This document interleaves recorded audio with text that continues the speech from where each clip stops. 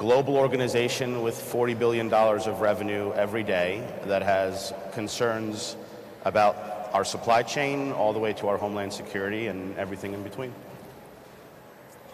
Matt? Matt Platkin, I'm Governor Murphy's chief counsel. I've had the privilege of serving the governor since the start of the administration, going back to transition, and before that I served on the campaign, and actually the first conversations I had with Hester about an event like this date back to the campaign, so it's really just to say at the outset, impressive to see this come to fruition. It's the first time the state's ever done anything like this, and I think this is just an incredibly meaningful contribution to the work we do and to help grow the state's economy in the way that we want to grow it. So I give Hester and her team a lot of credit for that. Like I said, I serve as the governor's chief counsel. I'm his chief legal advisor. That means basically anything he's doing, we make sure it's done in the right way, we hope. Work very closely with the governor's chief of staff, lieutenant governor, treasurer, and the rest of the administration. It's an honor to serve the state. We do a lot of things right. There's a lot of things we need to do better, and I'm looking forward to the conversation today. Thank you. The Office of Diversity and Inclusion is situated in the Department of Treasury, and I have the honor of working with our state treasurer, Liz Moyo, and if you can just expand on the breadth and depth of the operations of the department. Okay, thank you, Hester. Again, I'm Liz Moyo, State Treasurer, and I just want to probably be the first of many to thank Hester for this incredible effort today. I mean, her office has been working on this tirelessly for months, and it's a tremendous turnout and great participation from a lot of people in Treasury. I just want to mention that Treasury is the largest procurement arm in the state. Together with our Division of Purchasing and Procurement, our Division of Property Management and Construction, our Division of Investments, and Office of Public Finance, we're responsible for approximately $2 billion annually in spend in this state. And we, at the governor's direction, we want to make sure that the opportunities to take advantage of the purchasing power of the state are available to everyone in the state. These are your tax dollars at work. It's a tremendous purchasing power in a very richly diverse state, and we want to make sure that the opportunities are available to everyone in a way that reflects the state. So I just want to thank Hester again. This is a great event, and thank you all for turning out, and encourage you also to stop at the booths, because Department of Treasury has a lot of divisions here today that can help you access some of the purchasing power that the state has. Thank you. I want to just start off, and Matt, I'll throw this to you because you were involved in the governor's campaign and policy real lead when the campaign was predicated on growing a fairer and inclusive economy in New Jersey. So can you expand for the members here, what does that mean? Sure. So if you follow the governor around the state, you're going to hear him say a lot that he wants to make New Jersey a stronger and fairer state, and New Jersey's economy a stronger and fairer economy. And to some extent, that suggests that fairness and strength are mutually exclusive.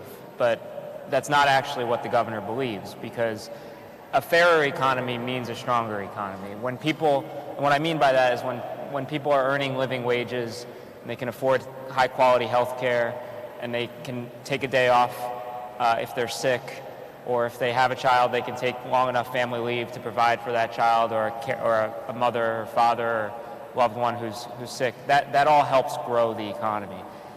So we've been talking about that for years now, and since he's been in office, I think he's taken some very strong steps to make the state's economy stronger, and in the process also make it fairer.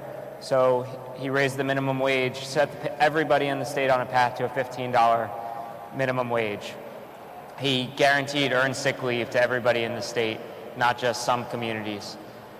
He passed the strongest equal pay law in America. He expanded paid family leave. And I think most relevant to today, we've been trying, and today will go a long way to informing us how we do it even better, to use the state's purchasing power to fulfill our objectives in that front. So our diversity is an important part of what we're doing, but I would give you one other example that I think makes the state's economy that much stronger and fairer. We've used the state's purchasing power on healthcare to dramatically lower the cost of healthcare across the state. In 1 year, and I give the treasurer and her team a lot of credit, we saved $800 million in healthcare while increasing quality, which means that everybody in this room who participates in the healthcare system and all their employers get to benefit from lower quality healthcare, or lower cost of healthcare that's at a higher quality. And I think that just goes to what we're trying to accomplish, which is that the state is a big market player, and it should be putting its money where its mouth is and fulfilling its values by using its purchasing power. Thank you. Lieutenant Governor, you touched on it a little bit earlier in your remarks with Mr. Rhee. Although I had the pleasure of marrying a New Jersey guy and raising my family here for 25 years, I hail from the state of New York, but I've worked here in the state of New Jersey for more than 20 years. And one of the things that I found to be significant in New Jersey is the power of the executive.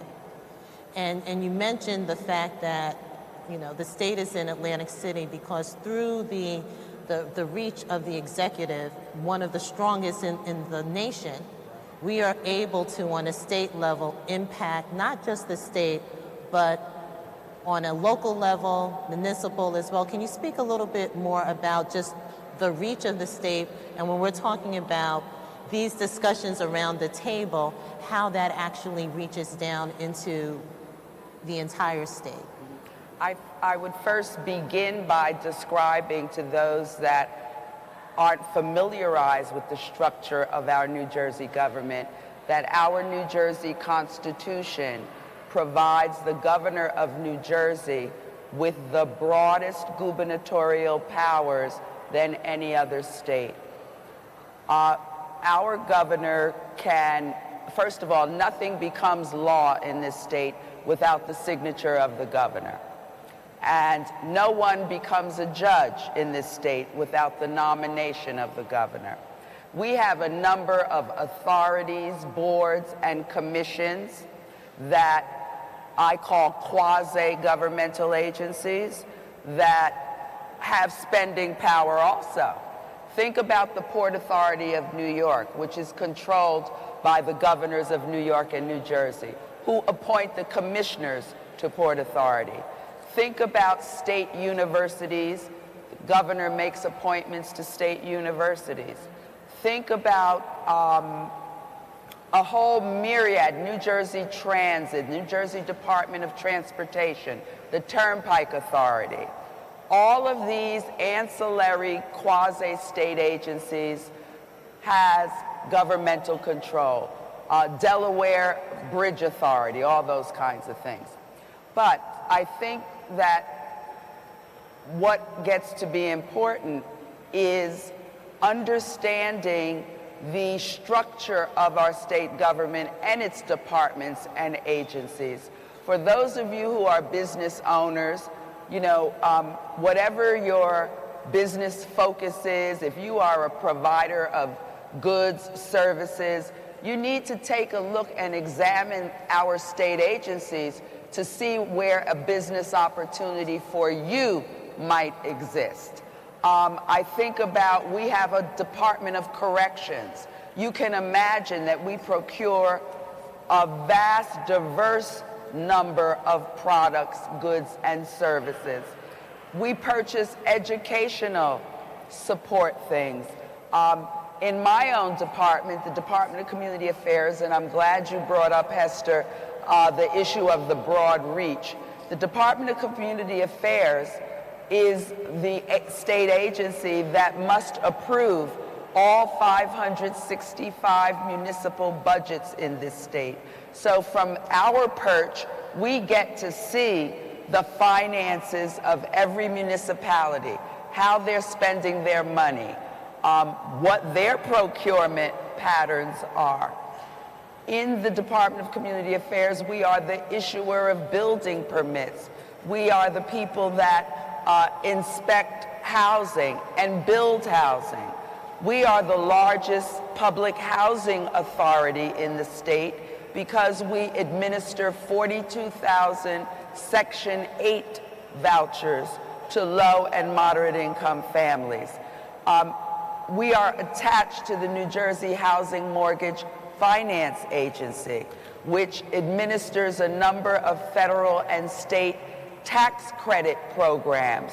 So the most important thing I could impart, Hester, for the business owners here is invest some time in learning the structure of our state government. There is a book that is a very important resource for you. It is called Fitzgerald's Manual. Fitzgerald's Manual. It's a little red book. Fitzgerald's Manual describes for you every power, authority, appointing opportunity that exists in our state on both the legislative side and in the administration. Thank you. Treasurer, similar to the reach that state government has, the Department of Treasury equally has reach across all of the state departments in significant ways as it relates to their spend, as well as initiatives that come out of Treasury that impact the state at large. Can you talk a little bit about some of the programs and the reach in the Department of Treasury, particularly as it relates to business opportunities? Okay. Yes, as I mentioned earlier, we are the main purchasing arm, although as the Lieutenant Governor mentioned, many departments also have some separate procurement and authorities, ability to do procurement. You're going to be meeting some of our colleagues in the next session from the different departments who can speak more to opportunities within those departments. But in Treasury, we have approximately a $2 billion spend each year. And the goal of many of our divisions that are here today are to ensure that you have the information you need to register and get certified so that you can avail yourselves of all of the purchasing opportunities. The purchasing opportunities the Lieutenant Governor spoke of and Matt spoke of and Hester. You know, there's such a wide variety of areas where we spend our money. And trying to get the information out there so that, as was mentioned in the first portion of the program, making sure you have the tools you need to participate. Information is key, and if everybody's armed with the same information, we level the playing field, which is our goal, to provide everybody the same opportunities. We saw that in two building projects that we're doing in Trenton right now, the new Department of Health building and the new Division of Taxation buildings, two of the largest construction programs we've had in Trenton in many years, roughly $160 million spent between the two of them. We went out and had two well-attended information sessions together with the New Jersey Economic Development Authority in Trenton, trying to do outreach to small, minority, women, and veteran-owned businesses to make sure they had the opportunity to apply and work on these projects. And the success rate has been tremendous as a result of those outreach sessions.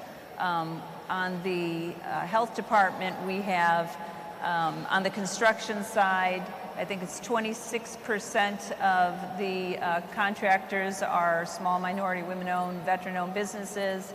On the professional side, which is architecture and engineering, it's over 20%. On the taxation building, on the construction side, 39% of the contract work is going to small, minority, women, and veteran-owned businesses, and roughly 20% on the professional architect and engineering side. The people that have registered and now certified through those information sessions are now on the list so that they can get information on the project that will be underway over the next few years. We want to ensure that all businesses have access to be able to bid on all the work that will come out of that project. Our Division of Investment, likewise, is implementing the law that Governor Murphy signed earlier, working to make sure that we diversify our investment and financial management portfolio. In fact, just next week, the State Investment Council is meeting with the NAIC, National Association of Investment Companies, which is the largest diverse-owned financial management association in the country. They're meeting next week to discuss plans to move forward. And I'm also pleased to announce we are in the final stages of going out to a contract to do a statewide disparity study in New Jersey, which is long overdue, and it has been a priority of this governor from day one. It will give us the tools and the information to know where our strengths and our weaknesses are in our procurement strategy, and will give Hester in her office the tools she needs to make sure that we can implement that strategy moving forward. So it's about information, using it for our benefit to make sure we have an even playing field, and providing it to contractors so that they're aware, and you all are aware, of what is available out there. And it's a tremendous amount of work and a tremendous amount of money. Thank you, Treasurer, and that's great. I know that when I go out, people ask about that, right? What is the state doing, and when is the state going to issue a disparity study? As my opening remarks, we know that these diverse businesses represent almost 70% of the businesses in the firm, in the state that are registered to do business. Yeah. We're the most diverse, if not the most, one of the most diverse states in the country. So we know that our business ownership is also one of the most diverse states, and we want to make sure, at the governor's direction, we want to make sure that all businesses have access. And these are your tax dollars at work, so we want to make sure everybody has the opportunity to take advantage of that. Thank you. So George, as the Chief of Staff, you're the person who is interfacing with all the different cabinet leads. Can you tell us what is the significance of those departments being here as it relates to the state's commitment to diversifying its supply chain? It's a good question. I would say sort of a number of things. Like, one is when the governor and the lieutenant governor give the directive to make these kind of investments and changes into the way that we procure and do business, we do it, as the treasurer said, because it's the right thing to do. We are the most diverse state in the nation. Across the street is the most diverse university in the nation.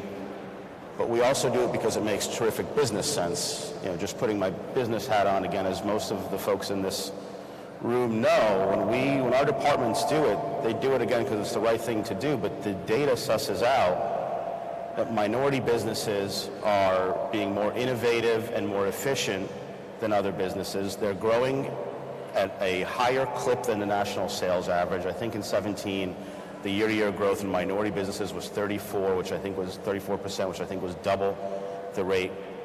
Multinational companies, the Googles of the world, are diversifying their supply chain, not because they're naturally altruistic, but because it's making them more innovative and efficient. So the departments are here, as I think Matt pointed out, is to learn how you can make us better and how what you are offering makes us more efficient and more innovative, better utilization of our tax dollars. But also on our side, it's a good business decision. The ROI in 17, again, my data's a little old, in 17, the ROI for companies or organizations of our size that had 20% of their spend in a diverse supply chain was 133%, because the data shows that if you go and you do business with a minority or women-owned business, those folks are procuring from other diverse businesses, and that supply chain continues down. And newer and more innovative companies are reinvesting back in the community and doing their procurement in different ways. So that's one. That's sort of the business model of why this is essential for us. Two is really a tribute to the governor and the lieutenant governor, but definitely also to you, Hester. The departments are here because we are fully invested in this. I mean, you're going to see, I think the Port Authority, NJ Transit, EDA, DOT, all that have programs very focused on making sure you have the technical assistance you need to get into our supply chain, but also, again, as I've said, to understand how you benefit the state of New Jersey's model. And it's all things from making our top tier folks at the front office, our senior staffs at the departments, available and accessible, and working with Hester to have more and more of these forums. I think we've done a number of these, not this one, but with the departments over some period of time. But also standing up programs that, like we have at the EDA, where it's a bond readiness assistance program, so you have all the technical assistance you need to get into the public works procurement model. So I would say really both things. I think one is the business model, that it works for the state, that it is an ROI play for us, and also to make sure that the departments are accessible to you, so that we can continue, I guess, as what Matt has said, is really continuing sort of our development of the fairer and stronger economy. So thank you. I want to open this up to any one of the senior staff in terms of, we know the governor is over in India on an economic mission, and prior to that he was in Germany. So clearly the state is looking to advance bringing in diverse businesses outside of the borders of the state. And so can you give us really some insight as to what is the thinking behind that? What is the value add for that type of effort, and what it will bring as it relates to our economy and growing it to be more inclusive? I think George really nailed it. This isn't an either or. We're the most diverse state in the nation by many measures. The governor is in India right now. Congressman Pallone has the largest South Asian population of any congressman in America in his district. We have an incredibly rapidly growing South Asian population. There's natural synergies between us and Indian companies, highlighted by the fact that yesterday the governor, with no tax incentives, I might add, brought home well over 1,000 jobs in terms of expanded Indian companies with presences in New Jersey. So it makes good business sense to be doing that. And I would just pick up on one more point real quickly that George mentioned, just as an example. When we took office, Governor Christie had ended the film tax credit in the state. You may have seen recently that Steven Spielberg was here filming West Side Story. We've had a number of major motion pictures and television shows being filmed in the state. That's because we put our film tax credit back in place. But when we did it, one of the things that we did, consulting with the Lieutenant Governor and others, was we're the first state in America to put a diversity and inclusion rider on the tax credit, which means if you hit a certain percentage of your cast and crew being of diverse backgrounds, then you get a 2% bonus on your tax credit. We didn't know what the response would be to that. When the governor was in Hollywood meeting with the top executives at production studios a few months ago, every single one of them said the reason why we're looking at New Jersey is because of that diversity and inclusion rider, and it's because it's what our cast, crews, and talent are demanding that we look to. They want to get out of Georgia and they want to come to New Jersey. And so it makes good business sense. It's really not an either or, and George is 100% right on that point. Thank you for that, Matt, because I had the opportunity to work with EDA in standing up that program. And I can vouch for that as soon as the program was launched, we had over 14 production companies in the queue, specifically for the diversity bonus. And later on today in the program, you'll see that we have a fireside chat that's being hosted by the Secretary of State. The New Jersey Film Commission is under her shop, and that is being sponsored by Warner Media, which is one of many of the production companies that is coming to New Jersey and doing productions. And there are collateral business opportunities for businesses when these productions come in. So this administration is to be commended for that, as well as we have, and I just want to highlight that as just another example of diversity and inclusion. We have a panel on access to capital that features legislation that the governor recently signed that incentivizes venture capital to invest in minority and women-owned businesses. So this is a theme, right? Access to capital for your businesses to be able to grow and scale. And I'm just curious again, how did that come about? What was the thinking? Is it anything we do, we're going to make sure that there's a diversity and inclusion rider to it, and hand clap on that, but can you just give us some insight as to how the administration looks at the initiatives that come out?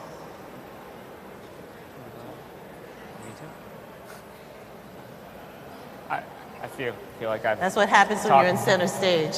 I should have picked the end of the row. No, not to be repetitive, but again, it makes sense. It's what the governor stood for. When he talks about stronger and fair, going back, we inherited a state where the average household made less in 2017 than they did in 2010. And that was even worse for households of color.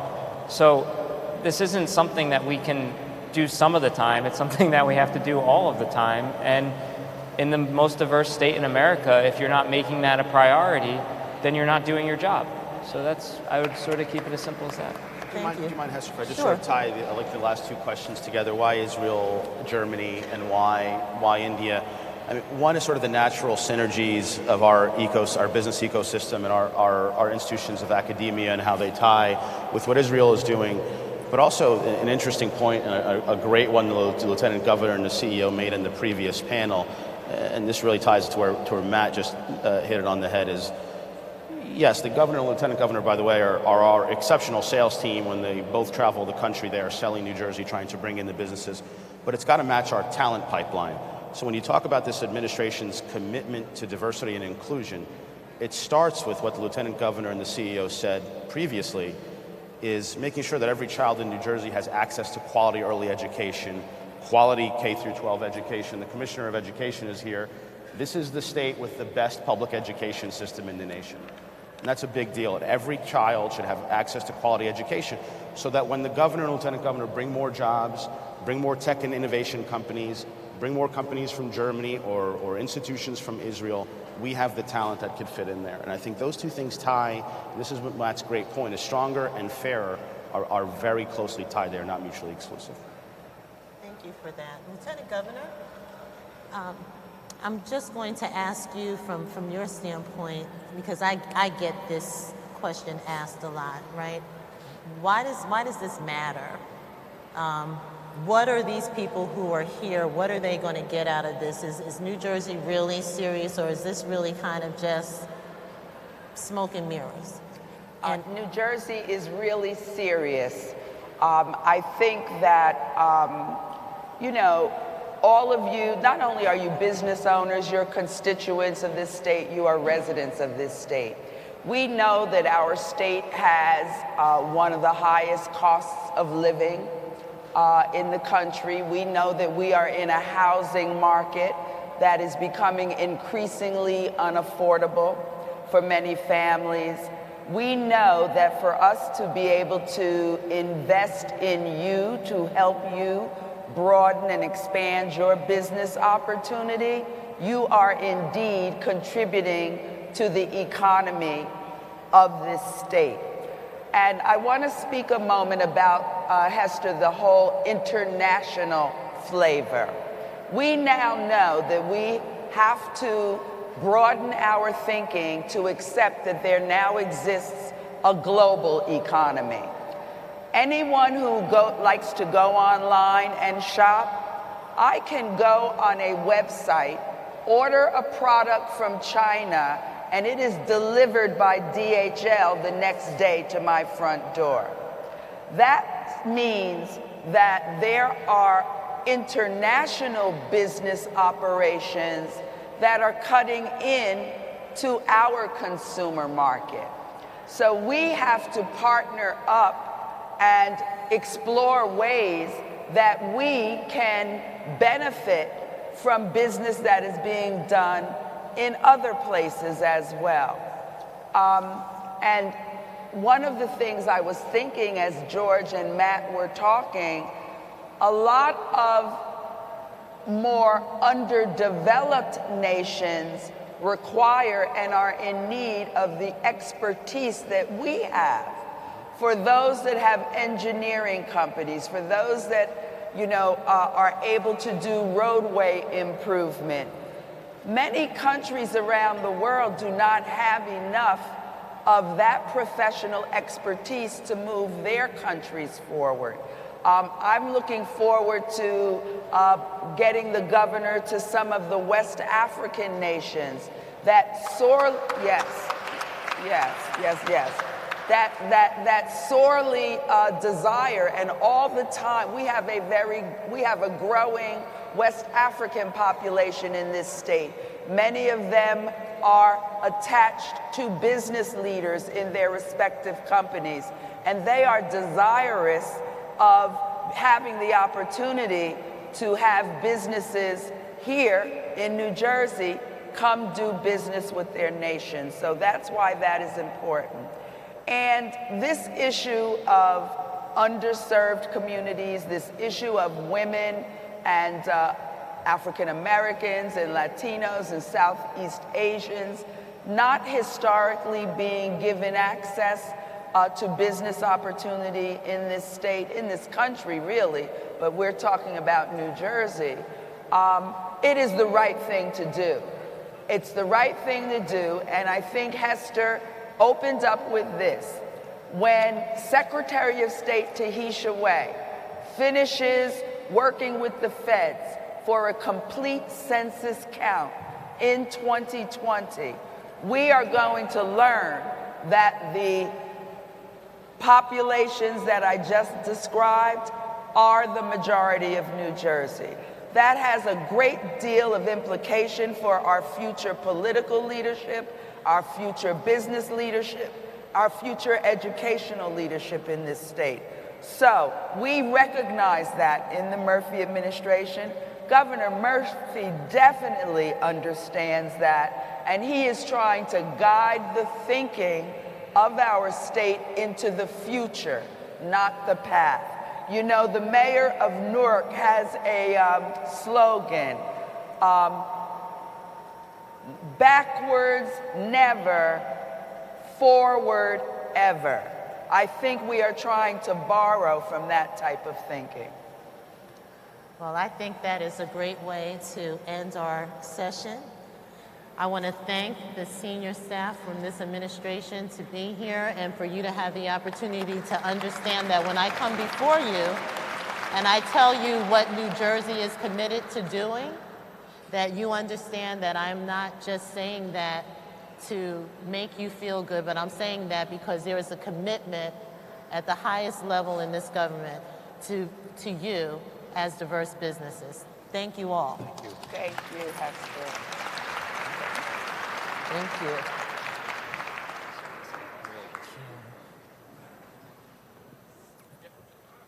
Going to do a little stage. 10-minute break. So we're going to have a short break so that we can set up the stage for our next industry panel, where you will be meeting from all of the leadership team from our cabinets and authorities.